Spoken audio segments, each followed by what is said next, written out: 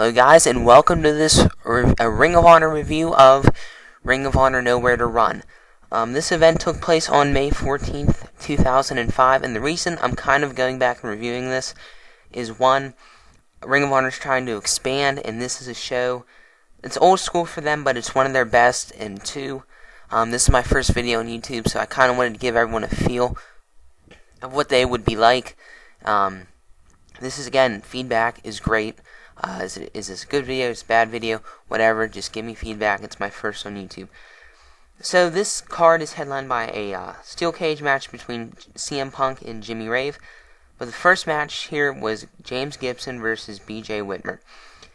Gibson started the match by going straight to work on the leg of Whitmer.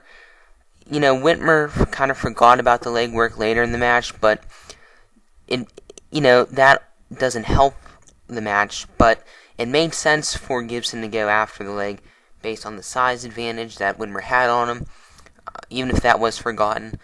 The story here is Gibson just came off a title loss the previous night to Austin Aries at the final showdown, and he wanted to get back on the winning role here, so he was trying to do everything to win. Overall, nicely paced, never really lost to the crowd, good opener, good stuff. We moved on to an Embassy in-ring promo. The whole thing here was Jimmy Rave says, or at least he tries to get out of this cage match later tonight. Prince Nana says no. He laid down the law. We moved on to Jimmy Jacobs versus Chad Collyer. This is what I like to call a perfectly acceptable match. Really just an exhibition match. Nothing. It's not that it wasn't good, but the problem was I just could not get into this one. It was really just an exhibition. Don't get me wrong, what was there was fine. But something I could not get into. You know, what was there was fine, and it's not like it was anything bad. I just could not get into it. Next was Homicide versus Doug Williams. To start, Williams keeps frustrating Homicide with his submissions.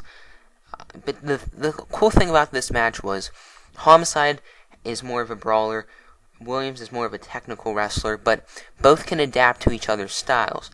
So this made this match fun. It was a fun match. I probably don't like it more than a lot of other people. A lot of other people like it more than me, but it still was a very good match. I'm probably underrating it a little. But yeah, what was good, the adaptation both men had for each other's styles. Good stuff. Nice Homicide match there. And I'll admit I'm not the biggest fan of Homicide, so this was good. We moved on to Jack Evans and ROH representing Generation Next versus Delirious and ROH. Now, ROH had a few problems finding a tag team partner. For instance, he went up to Bryan Danielson and he said, he was basically trying to suck up to him. So, and I quote, he said, "You like beards, and I like beards. You like airplane spins, and I think airplane spins are pretty cool." Hilarious stuff. Probably had to be there. But Shelley finds Delirious in a bathroom stall. So we get this match here tonight. This was, May 05. That was the point where the Delirious character was really taking off. Delirious was way over here. Again, this was a very good tag team match. It was fun. They got the heat on Delirious, but after that hot tag to Shelley, it kind of turned into like a spot fest, but it was a good one. And, it was just a lot of fun. Very good stuff. Good. Very good. I'm happy. We moved on to Nigel McGuinness versus Colt Cabana. This is Colt Cabana's hometown. But, as far as the match goes, it was okay. This is more of a storyline match where we use it to advance a storyline. And this was pretty big, actually. This is where the feud started to escalate. The match starts with their usual match, the British style, they like to call it. But there's a point in the match where things pick up. Cabana gets angry.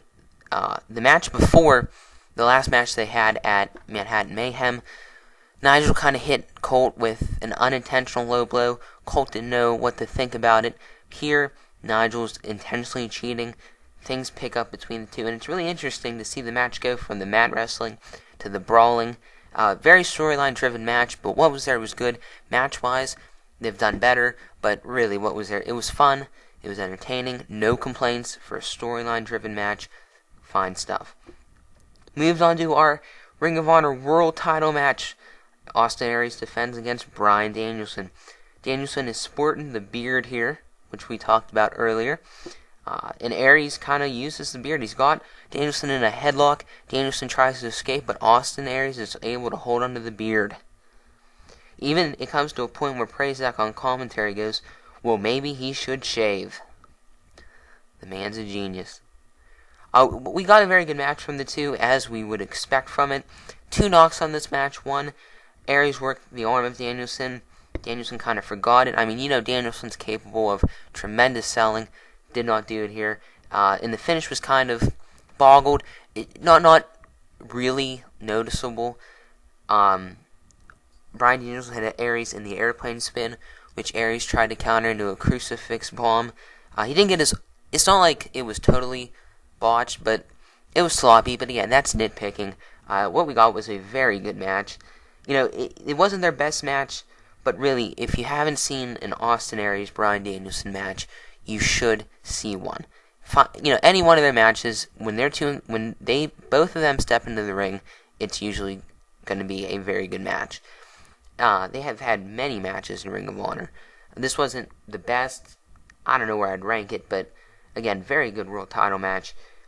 After the match, Aries is celebrating in the ring. Samoa Joe comes out. They have a little confrontation. And it kind of came off awkward on tape because Joe kind of just demolished Aries. And a lot of the fans will tell you people did not take Austin Aries serious as a champion. And yet, I'm not going to start any controversy. I know maybe some people did. I don't know. But it was things like this where Samoa Joe, the pure champ, just mauled him over.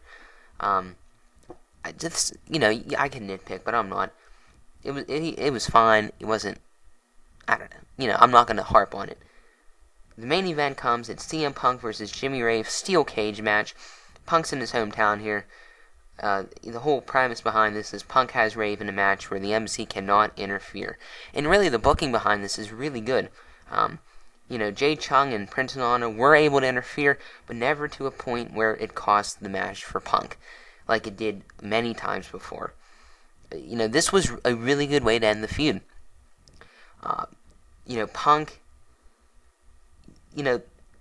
Punk was able to make the interference backfire, which was, again, a nice 360 from the previous matches. Really, what I'm trying to get here is if you look at this in isolation, it's a fine cage match. It's nothing great. It's nothing to, that you'll be rewatching. But when you throw in all the intangibles, like the history between the two, the crowd, this is Punk's hometown. As far as, like I said, the interference backfiring, and finally that last spot of the match, this really brings it up. The intangibles bring this up. So that really lends to the booking. Booking behind this was very solid, and the whole feud, the booking was great. So we get a very good match here to end the show. So basically, what I was trying to get across here was that Ring of Honor, I'm a huge fan of Ring of Honor. If try to check out the product. And I also just wanted to give you guys an example of what my videos would be. I know my microphone's not the best, and I only have 10 minutes as far as my uploading time. But this is a great example. If you want to get into Ring of Honor, as I'm making this video, they have their Black Friday sale, 35% off. Give them a shot. But I'll be doing reviews of TNA stuff, WWE stuff. I really don't have it pinpointed as to what I'm going to focus on. I just wanted to throw out a video to show you guys. So again, any feedback would be great. I plan on making videos pretty often, and so this was kind of like the introduction to it. But again, to wrap it up, Nowhere to Run, very good show. And the thing is, it was consistently good. It's not a one-match show. It's not even a two-match show. You have 3 good matches. The tag match with Delirious, Aries, Danielson, Punk, Rave, all very good stuff. You can't go wrong with this one. I have Joe versus Kabashi sitting here. Maybe that'll be up next, but hope you enjoyed it, and again, feedback would be great. Thank you.